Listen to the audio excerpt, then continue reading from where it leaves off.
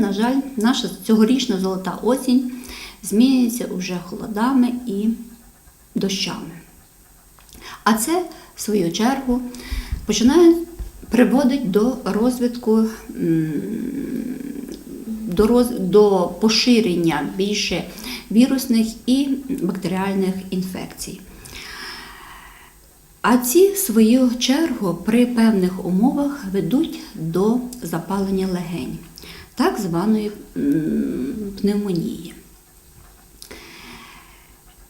Пневмонія в більшості, як я вже сказала, викликається вірусними або бактеріальними інфекціями. Може бути ще грибками або паразитами. Але оці захворювання верхніх дихальних шляхів лише при певних умовах переводять до захворювання легень.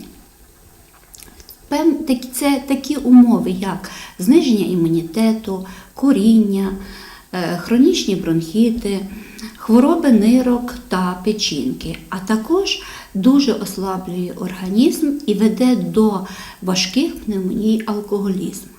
Пневмонії можна запідозрити і у себе кожний пацієнт, кожна людина.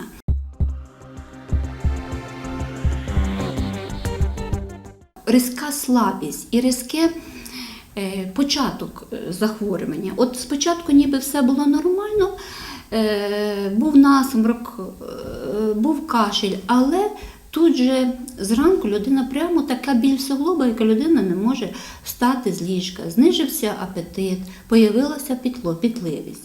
Ну і разом з тим далі продовжується кашель, сильний біль грудній клітки при кашлю і також задишка. При таких симптомах саме краще це звернутися до лікаря. Викликати свого сімейного лікаря, якщо дуже висока температура, не бажано самому звертатися в поліклініку, а викликати лікаря додому. Взагалі, я хочу сказати, що при будь-яких простудних захворюваннях і навіть при незначній підвищенні температури краще, щоби оглянув лікар, але не лікуватися самостійно. Тому що при широкому виборі теперішніх медикаментів, а особливо медикаментів, які знижують лише температуру, а не діють безпосередньо на вірус або бактерію, люди просто затягують лікування. І подавляючи імунітет, який в нас і так не дуже у всіх при теперішніх умовах, подавляючи імунітет, тому що ми знижуємо температуру, а температура при високій температурі виробляється власний інтерферон, який і подавляє віруси і бактерії, які в нас є в організмі. Тому ми, знижуючи температуру, підвищуємо кількість вірусів і бактерій, які ведуть до загострення нашої хвороби.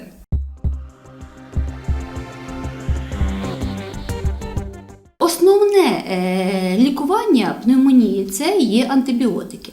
Але антибіотики треба теж грамотно підібрати, щоб вони діяли. Треба бажано взагалі пневмонію, коли вже вона діагностована, а основна діагноз пневмонії ми вставляємо тільки лише після рентгенологічного обстеження легень. Треба краще лікувати хворих в стаціонарі, де люди є під круглодобовим наглядом лікаря. Лікар повинен слідкувати за дією антибіотиків, чи вони діють, чи не діють. При потребі антибіотики міняються.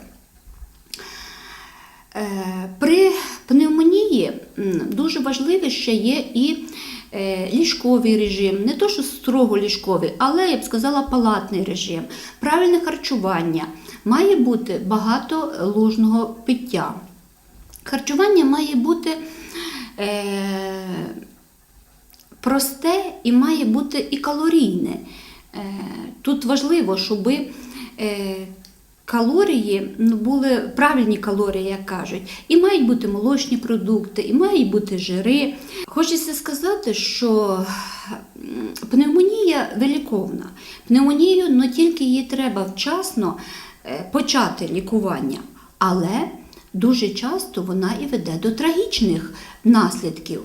При неправильному лікуванні пневмонії розвиваються такі грізні ускладнення, як ексудативні плеврити і міокардити. Ексудативний плеврит – це рідина в плевральній порожнині. Міокардит – це запалення серцевого м'язу. А це при таких ускладненнях великі ризики і смерті.